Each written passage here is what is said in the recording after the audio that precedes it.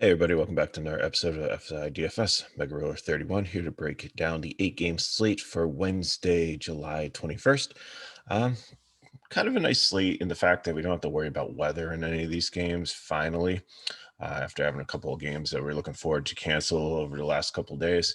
But slim pickings for pitchers and clear plays, I think. So it'll make it nice. Hopefully, there's not too many chalky builds, but let's run through the games and see what we can pick out. And we'll put together 3 lines at the end and hopefully give you some uh, good plays for tonight. Okay, first game would be Philadelphia Phillies and the New York Yankees. Looks like Phillies are going with an opener bullpen kind of game. Christopher Sanchez gets the start. Asher Wolshanowski, former Oriole, spent some time in the minors leagues recently, is up for the Yankees. So both pitchers are 4K. I think they're both YOLO punts. I don't see either one of them going more than 2 to 3 innings. Probably not going to get a ton of strikeouts, but at 4K, if they get you 10 to 12 points, I mean, that's okay in a GPP.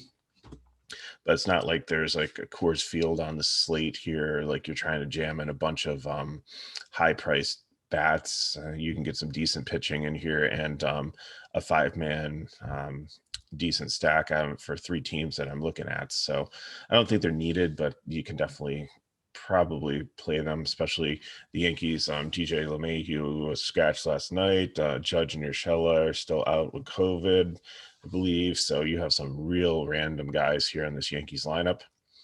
So who knows? But I think length is going to be the biggest issue with these pitchers. Phillies, I think Wojnarowski gives up some hard contact and some fly balls, so I think they're definitely a stack that I would consider here. The Yankees, maybe some pieces here and there, some cheap guys, but a lot of them towards the bottom of the lineup.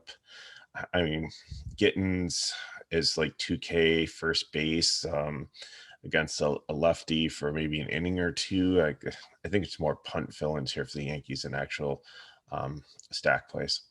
Next, we have Jordan Holloway against Eric Fetty.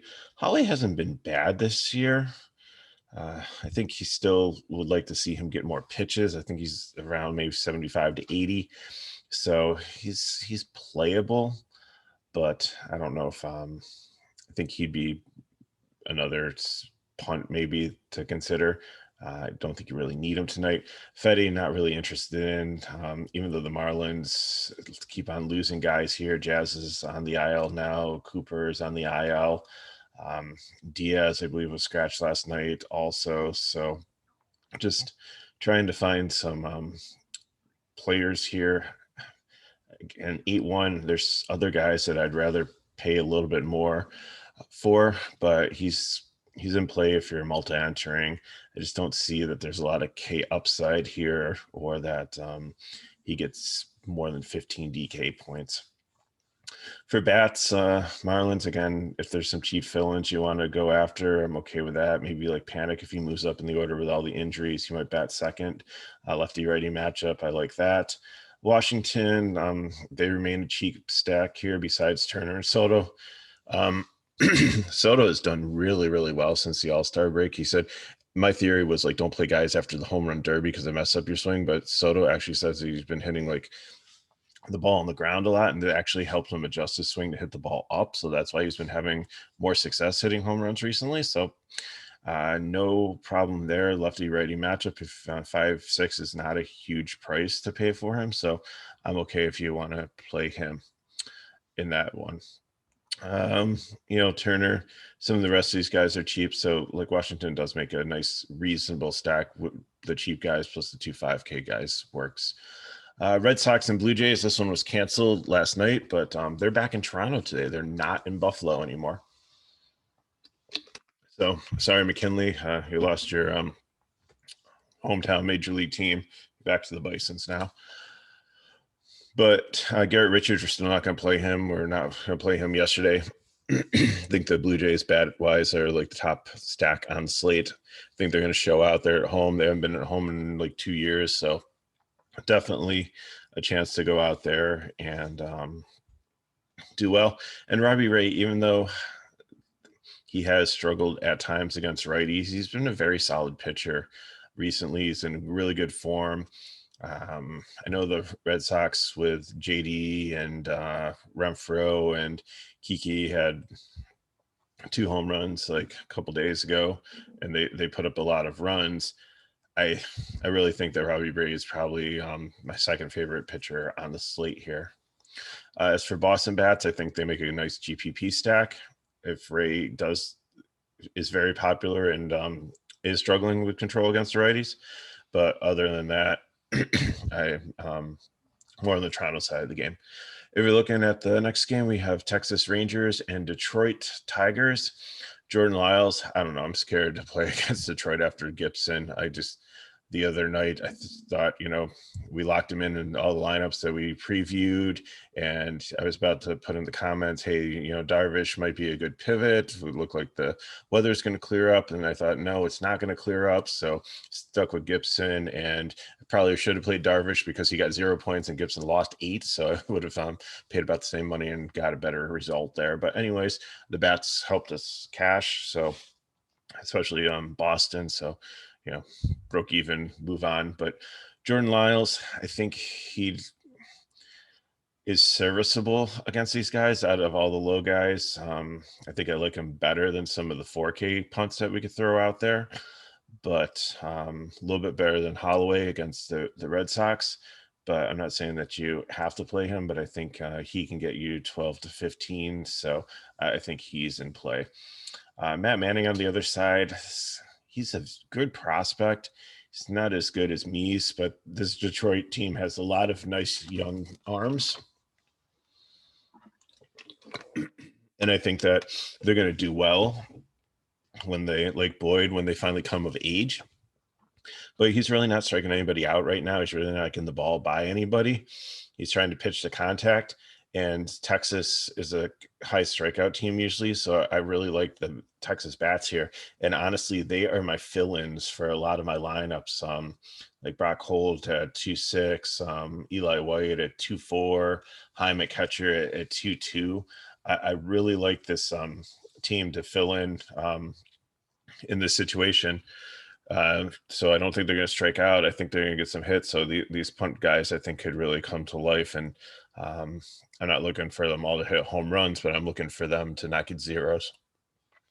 On the Detroit side, I think they'd be my favorite cheap stack. Again, if they continue to put it together like they have recently, I mean, they've been better. Badu leading off is decent at 3K. Sheep's a little pricey. Cabrera is done, so I wouldn't play him, but like Candiaro at 4.4. So a little bit pricey, some of the bats here. I think I'd take them as a GPP stack. I wouldn't, in case they go off again like they did 2 nights ago, but I wouldn't take them as a primary stack. Minnesota Twins at the Chicago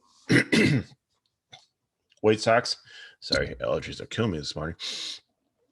Pineda is he's just struggled a lot recently, and I think it's a lot to do with he's one that throughout his career has used Stickum. I think he got in trouble with the Yankees and suspended. He has like his hat was like full of pine tar, so probably never really lost the habits. Probably grew up figuring out how to do it, and now that they're cracking down, I think taking away his mojo there. So he's a decent pitcher, if a GPP dart maybe, but I definitely would rather play other players. In fact, I'd probably rather save the 1K and get Jordan Lyles or pay up 1K. Dylan Cease is my favorite mid-range pitcher and probably going to be my SP2 tonight in most of my cash lineups. Minnesota, their lineup's starting to come back. They got Garver back, but they're still struggling. They're not hitting like they were. And CC has been solid recently. And with the Pineda struggling and giving up hard contact, I like the White Sox again. The wind's not blowing out like it was last night, but still, you got some cheap bats here, like Sheets batting second at 3.2, Goodwin 3.8. It makes the stack really reasonable. So they'd probably be my third favorite stack of the evening. Minnesota, I don't know, maybe some pieces, but they're just too expensive. I just really like Polanco's almost 5K, Donaldson 5K, Cruz 5.4. Larnish and Kilnoff are 3.7, but even Garver for a catcher is almost 4K. So I'm out on them. Cleveland Indians and the Houston Astros. Uh, Eli Morgan, no. He might be a decent pitcher eventually, but again, he's not really a strikeout pitcher. Houston, patient team, really doesn't strike out, and they have a 5.5 run total. So, and he's been giving up hits from both sides of the plate, so it's not even like he's like tough on the lefty or the righties. Tuve had 2 home runs last night. Like love Brantley, Alvarez here, Tucker, Correa. Definitely this Houston team, I think, is very much in play bat wise. Lance McCullers, I think he's the most expensive pitcher on the slate, and I think he's the top pitcher on the slate. Don't love him, but him being 10K, I think he's more like a 9.5 pitcher, but just being relative to the slate and not having other options, that's why he's priced up so high. So I think in some of my cash lines that it's hard with the Blue Jays, which we'll get to and we do lineup breakdowns, but overall I think you can get him in and get some bats in and have a decent lineup. So I think he's got the highest floor on the slate.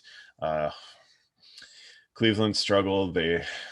Reyes has been good, but he's better against lefties, and Jose Ramirez has been banged up every so often. So Zimmer's still in there if you're looking for a Cleveland bat. That's like he's let off a couple times recently, but looks like he's projected to be lower down in the lineup this time. He's only a 2K punt if you need somebody there. If you're not playing McCullers or can't afford him, even if you are and just need a 2K bat, it works sometimes in GPPs.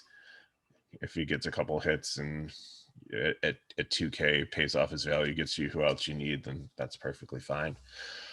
The Chicago Cubs and the St. Louis Cardinals, kind of a pitching duel here. You have Kyle Hendricks and Andrew Wainwright. Neither guy is spectacular. Hendricks, I think, is a little too expensive. He only has like a 15, maybe it's up to like 17% K rate now. So he really has to strike guys out. It's righty versus a bunch of righties. So I think, GPP, if you're looking for a 9K pitcher to be a little bit different, it's somebody that can just go out there and do their job and not get blown up, I think he's fine. But I like Adam Wainwright on the other side of here. Chicago, the Cubs have struggled recently, and they have struck out. They've been banged up too. So, and if it wasn't earlier in the season, he put up 30 against the Cubs. So he had 7 Ks versus them. Like the Ks are starting to come back for Wainwright. I said he's like doing better. He's more in shape this year. He's healthier. So he's starting to get to the same strikeout level he had a couple of years ago, where it's not uncommon for him to have 6 or 7 and have like a ceiling of 11 or 12 in a game. So I definitely like him as either an SP1 or an SP2 tonight if you can afford him with Ray or McCullers. Bat wise, really maybe some one-offs here. Again, you have 2 good pitchers, but I just want to note for like a GPP, if you have an outfield spot open or a second base spot open, Ian Happ owns Wainwright. In 17 at bats against him, he's hitting, I think it was like, he's had 4 home runs against him, so I know that, but he's hitting 471 against him with 4 home runs, 5 extra base hits, 6 RBIs, and he's just thought that was a pretty incredible stat if you're like some VVP. So I don't know if it's the pitch type or just a mental thing or just happenstance, but I think I'll try to work him in at least a couple lineups tonight just to see if his success continues. Final game is San Francisco Giants and the Los Angeles Dodgers. You have Logan Webb and Julio Urias. Webb is a good pitcher, but the Dodgers, they look like they're starting to get back to full strength. I know Mookie's been banged up. I don't know if he's going to be back. Corey Seager's rumored to be back anytime soon, so this Dodger lineup might be back to full strength, but they threw out a lot of right-handed batters yesterday, and Webb is very strong against right-handed batters, so it'd be only the lefties that you'd have to worry about. It'd only be Muncy and Bellinger And, if they throw out some of their other like Lux or McKinstry, other than that, he might be a decent pitcher. I'd rather pay a couple $100 more and get Wainwright, or definitely like to save the 200 and get Cisse. But if you think those guys are going to be super popular on a 8-game slate that really doesn't have too many pitching choices, then I think Logan Webb is definitely an option to consider. Late game hammer. The Dodgers totals 4.88 is not up in the fives like usual. And then Urias on the other side, again, it depends on the Giants. They are kind of banged up. Longoria's been out of the lineup. Belt's been out of the lineup.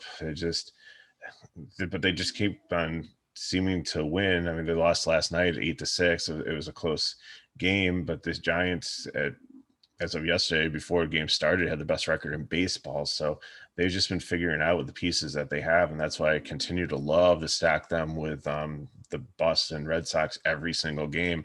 And I've actually up hundreds of dollars on that, just putting $1 every single day.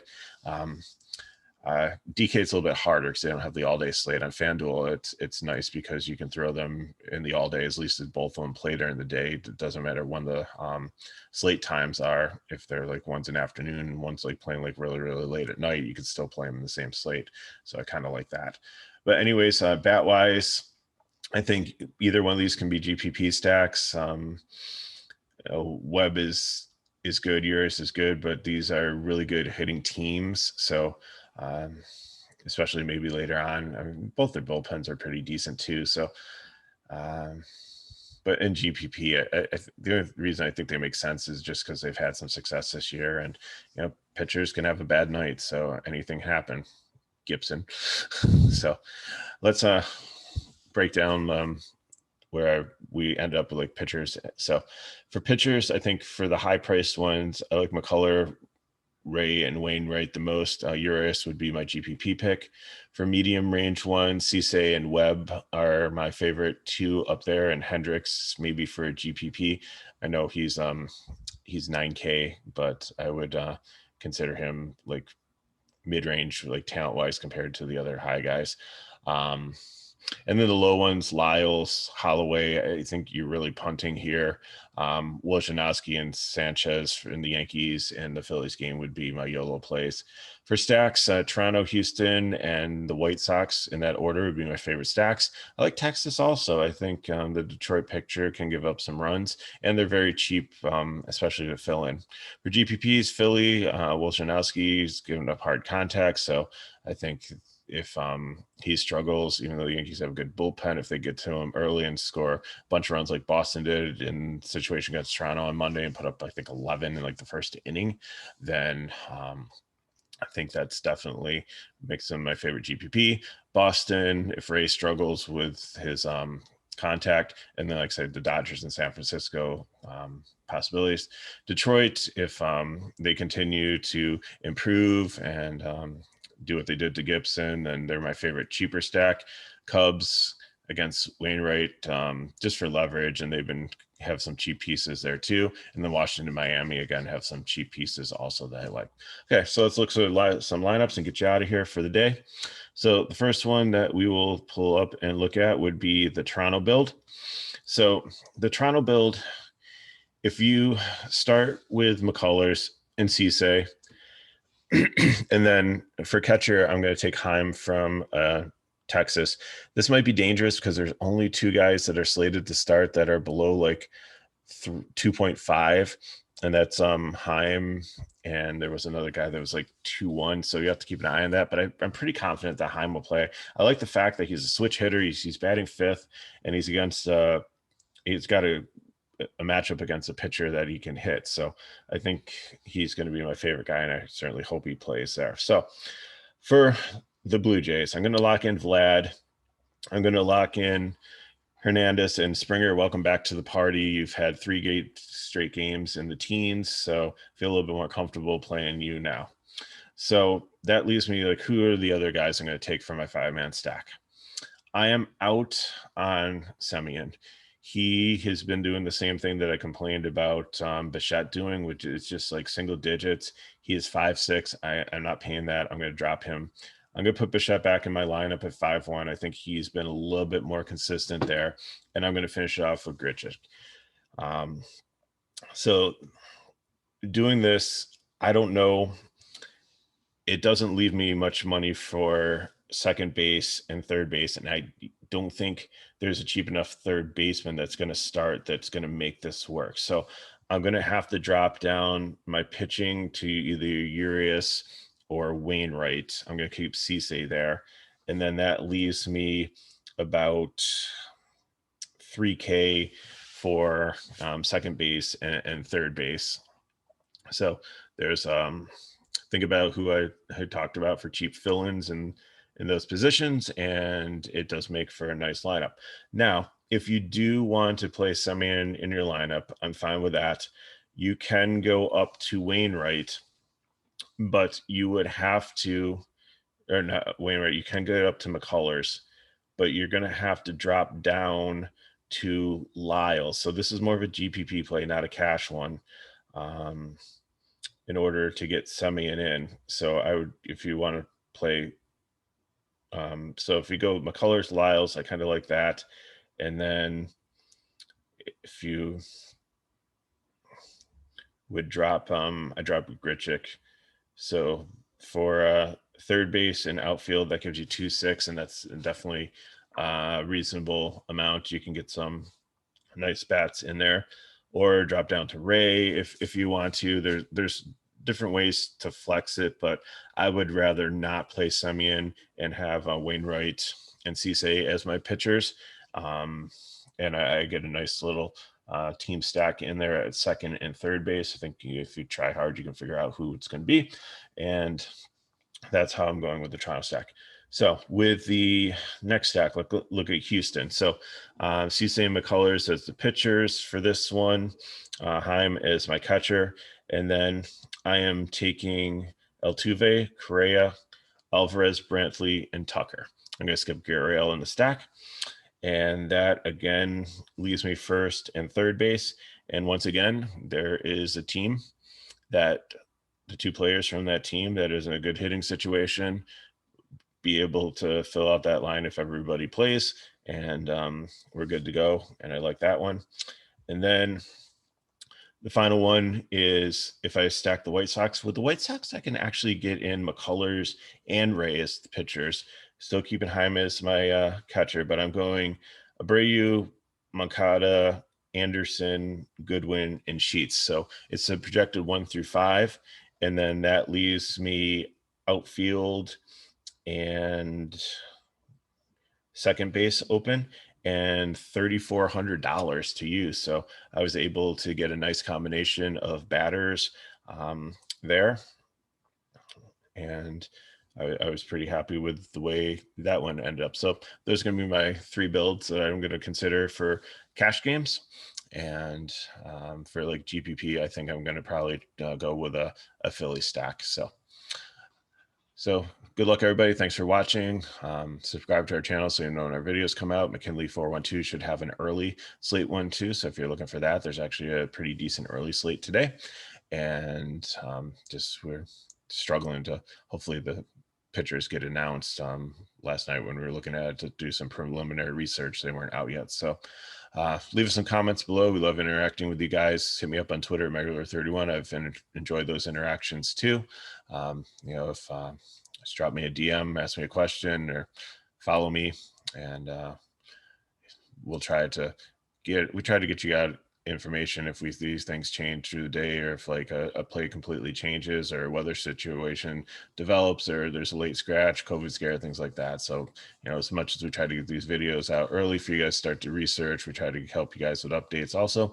But we also, if you want to join our Discord and our premium, we give you the cores and all the plays that for the showdowns, for the tiers, for DK, for FanDuel, all major slates. So pretty reasonably priced too. So thanks for watching, and we'll see you next time.